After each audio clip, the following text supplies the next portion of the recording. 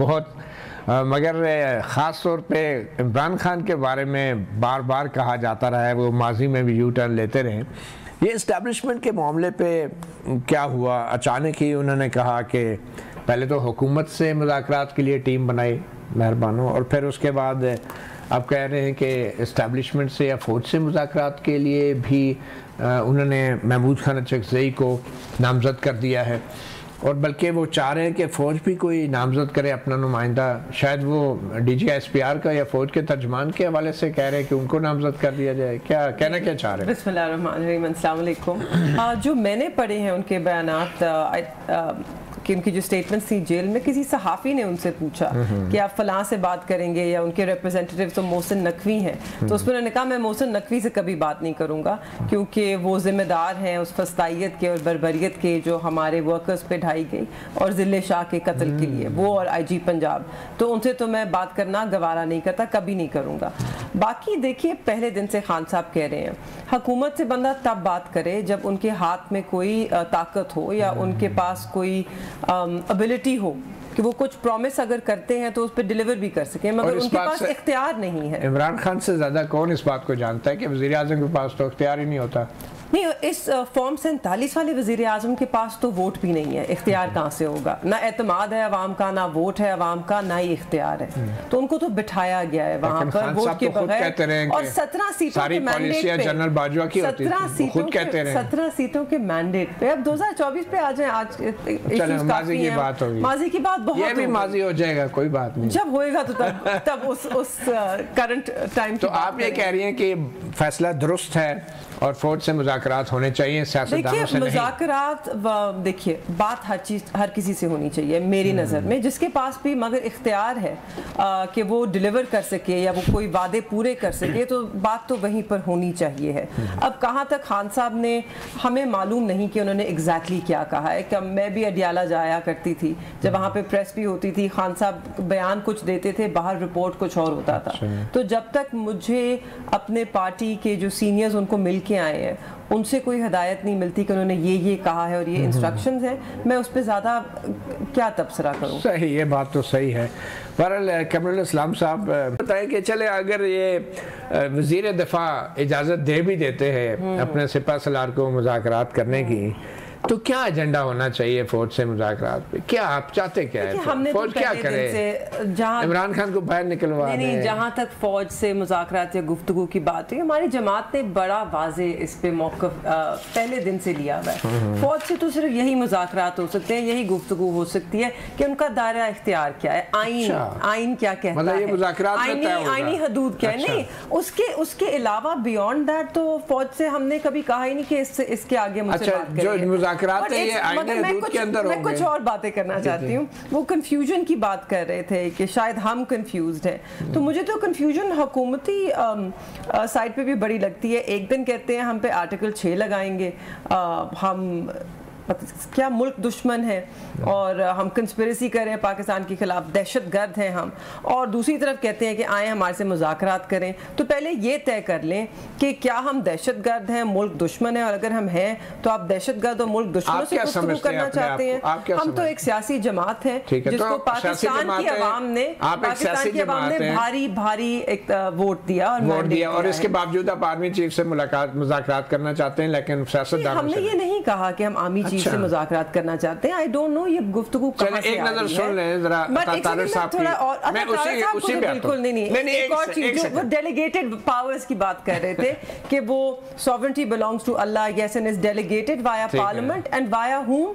The people of Pakistan. ان کے vote کے ذریعے، وہی ووٹ جس کو آپ نے، جس کا تقدس آپ نے پامال کیا، وہی ووٹ کہ جس کو آپ نے چوری کیا. اچھا، انہوں نے کیا ہے، اس میں اسٹیبلشمنٹ کا کوئی رول نہیں تھا جن سے آپ مذاکرات کرنا چاہ رہے ہیں؟ اگر اسٹیبلشمنٹ نے ان کی مدد کی یا پشتناہی کی. اچھا، ابھی آپ کو شک ہے؟ ہم تو کہتے ہیں کہ دیکھیں نا کس نے کیا، ہمیں تو نہیں معلوم. آپ کو نہیں معلوم؟ بہت معصوم ہوں جی، مجھے کیا معلوم، مجھے معلوم ہوتا ہے اگر آپ اتنی ٹرائیبیونلز میں دھکے کھا رہی ہوں. عطا طارق صاحب کی 60 سنا کے رہوں گا. جی سنائیں گے عطا طارق صاحب کیا کہہ رہے ہیں. ایک سیکنڈ سن لیں ذرا.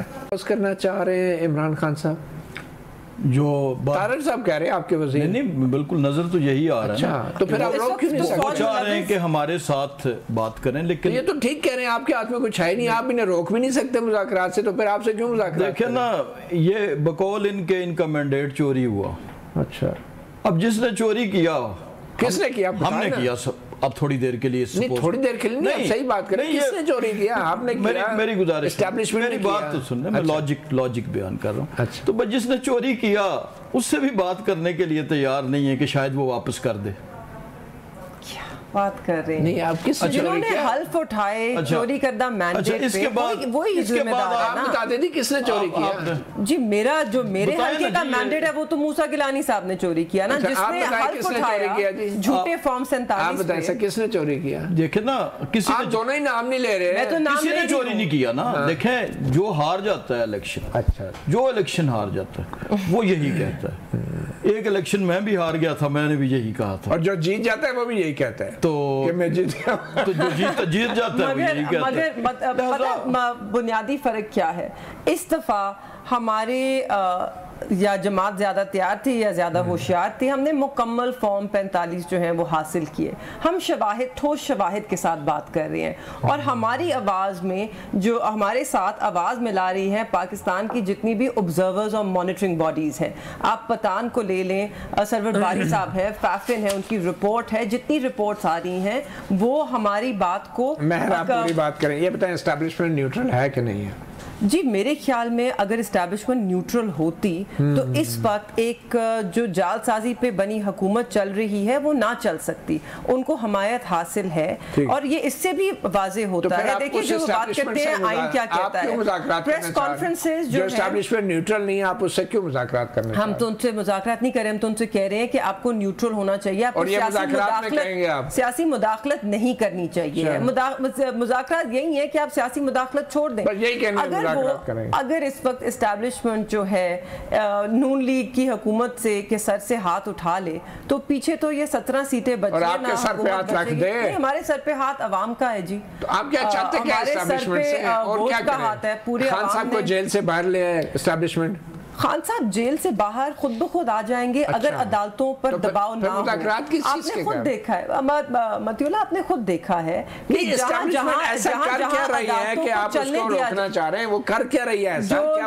آباد ہائی کورٹ کے 6 ججز نے اپنے خط میں لکھا، جو اس کے بعد پاکستان کے ہر پروونس سے، آپ کو Balochistan high court, Lahore high court, ہر طرف سے خط آئے، وہاں سے ججز کی شکایات آئیں کہ انہیں زد و کوب کیا جا رہا ہے، ان پہ دباؤ ہے. تو آپ عدلیہ کی خاطر مذاکرات کرنا چاہ رہے ہیں؟ نہیں، ہم تو آپ پوچھیں دباؤ کہاں سے. میں آپ کو بتا رہی ہوں کہ یہ دباؤ ہے نا، عدالتیں خود کہہ رہی ہیں کہ ہم پہ بہت دباؤ ہے.